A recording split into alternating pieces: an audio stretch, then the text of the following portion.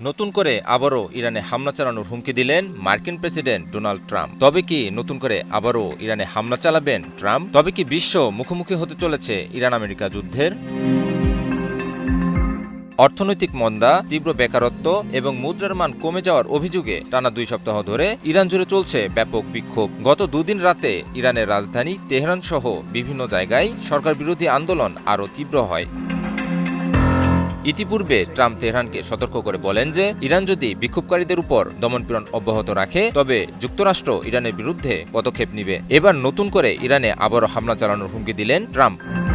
9 জানুয়ারি white হাউসে সাংবাদিকদের Trump বলেন, ইরানের সরকার বড় বিপদে আছে। তিনি মনে করেন বিক্ষোভকারীরা অনেক শহরের নিয়ন্ত্রণ নিয়ে নিয়েছে। এমনটিও সম্ভব হতে পারে যা কয়েক সপ্তাহ আগে কেউ চিন্তাও করেনি। যুক্তরাষ্ট্র খুবই সতর্কতার সাথে পরিস্থিতি পর্যবেক্ষণ করছে।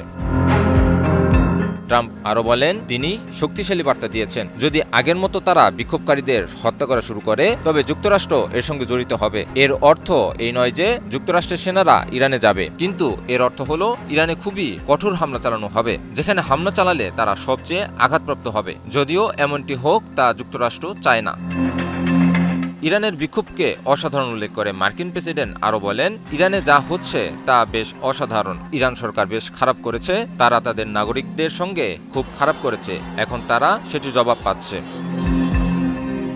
ইমন আলী, নিউজ 24।